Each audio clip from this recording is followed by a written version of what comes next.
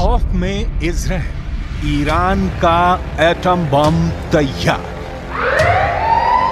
बातें और दावे तो बहुत दिनों से हो रहे हैं कि ईरान इजराइल से हमास चीफ इस्माइल हानिया के बदला जरूर लेगा, लेकिन हमास चीफ हानिया की हत्या के 16 दिन बाद भी ईरान ने इजराइल पर एक भी गोली अभी तक नहीं चलाई है।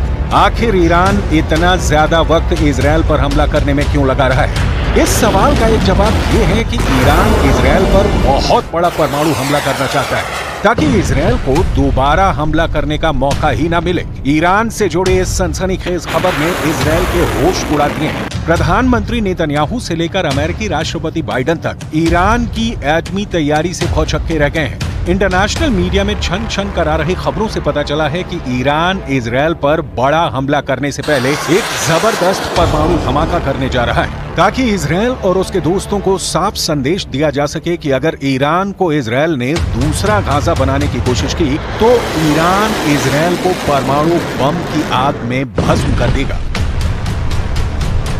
जरा देखिए ईरान के परमाणु हमले को लेकर क्या तैयारियां चल रही हैं।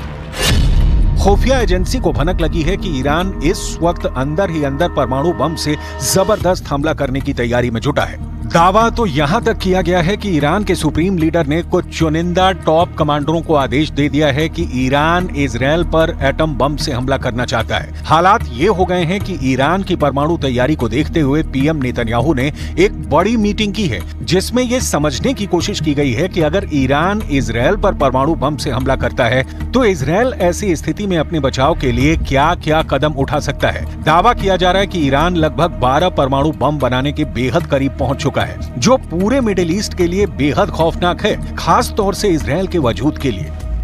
ईरान अपने बेहतरीन ड्रोन और मिसाइलों के लिए मशहूर है। दावा किया जाता है कि ईरान के पास लगभग 48 से ज्यादा ऐसे बंकर हैं जिसमें घातक मिसाइलें मौजूद हैं। दिक्कत यह है कि ईरान से इजराइल के बीच की दूरी 1700 से 2000 किलोमीटर तक है।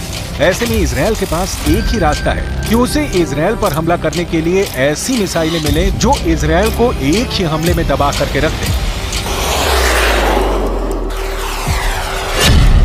इसी जरूरत को ध्यान में रखकर ईरान ने अभी तक इजराइल पर घातक हमला नहीं किया है, क्योंकि चीन और रूस ने ईरान को बड़े हमला करने से पहले पूरी तैयारी करने को कहा है। खास तौर से ईरान को 2000 किलोमीटर तक मार करने वाली ऐसी मिसाइलों से रूस और चीन लैस करना चाहते हैं जो इजराइल को बचने का मौका ही ना दे। यानी ईरान की राजधानी तेहरान से इजराइल के तेल अवीव पर सीधा और बड़ा हमला राष्ट्रपति पुतिन, राष्ट्रपति शी जिनपिंग, ईरान के supreme leader Ayatollah Ali Khamenei को साफ संदेश दे चुके हैं कि रूस और चीन आखिरी दम तक ईरान के साथ हैं। खबर है कि रूस ने अपने लड़ाकू परिवहन विमान से दर्जनों परमाणु क्षमता वाली मिसाइलें तेहरान पहुंचा दी हैं। दावा तो यहां तक किया जा रहा है कि अगर तेहरान ने इनमें से एक भी मिसाइल से इजराइल पर हमला किया तो इजराइल का विनाश कोई रोक नहीं सकता है। We are looking on this Iranian network that put a deadly explosive inside Israel, and we will act against the Iranian terror wherever it is. We will not expect, we will not get any Iranian explosive devices here and not do anything. We will act determinedly against the Iranian terror wherever it is. Iran की missile जरूरतों के मद्देनजर उसे रूस ने Iskander मिसाइलें दी हैं। Iran को इजराइल तक पहुंचने के लिए लगभग 1200 किलोमीटर की मारक क्षमता वाली मिसाइलों की आवश्यकता है, जबकि इस्कंदर सिस्टम की मारक क्षमता 500 किलोमीटर तक है।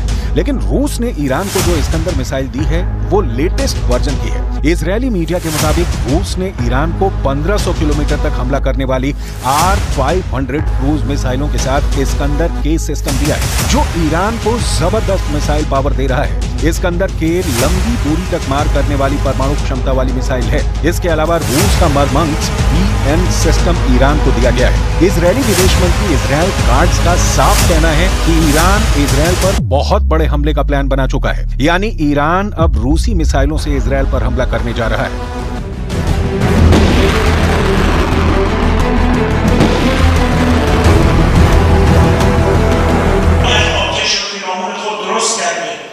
و فکر میکنه که میتواند کشورها را با ترور دانشمندان هسته‌ای را در خیابان‌ها ترور کنند تا یک کشور از دستیابی به انرژی هسته‌ای باز بماند. این مضحک‌ترین استراتژی است برای دستیابی به یک هدف سیاسی.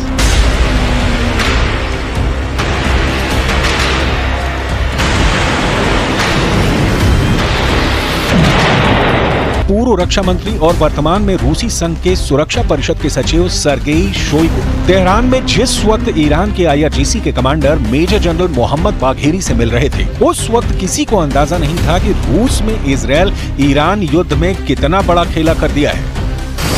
इजरायली मीडिया के दावों के मुताबिक ईरान की राजधानी तेहरान में गुप्त मीटिंग हुई है, जिसमें रूस ने तुरंत ही ईरान की सभी मांगे मान ली हैं। दावा किया गया है कि रूस की तरफ से पूर्व रक्षा मंत्री सर्गेई शोइगु ने IRGC के top commander major general Mohammad Bagheri की और उन्हें परमाणु क्षमता वाली मिसाइलें देने का रास्ता साफ कर दिया है। दावा किया जा रहा है कि राष्ट्रपति पुतिन के आदेश के बाद सैन्य परिवहन विमान IL-76 ने रूस से उड़ान भरी, जिसने ईरान के गुप्त ठिकाने पर रूसी इस्कंदर मिसाइलों को ईरान पहुंचा दिया है। इसके अलावा रूस ने ईरान को उपग्रह नेविगेशन सिस्टम मरमंग्स BNEWS भी दिया है। रूस की इस्कंदर परमाणु क्षमता वाली मिसाइल कुछ मिनट में ही तैयार की जा सकती है। इस मिसाइल के मिलने से ईरान अब इजरायल में घुसकर कभी भी इस्कंदर मिसाइल से हमला कर सकता है, जबकि रूस का उपग्रह नेविगेशन सिस्टम मरमंग्स BNEWS ईरान को ऐसी क्षमता देगा कि इजरायल के लड़ाकू जेट और मिसाइलें हमला तक नहीं कर पाएंगी।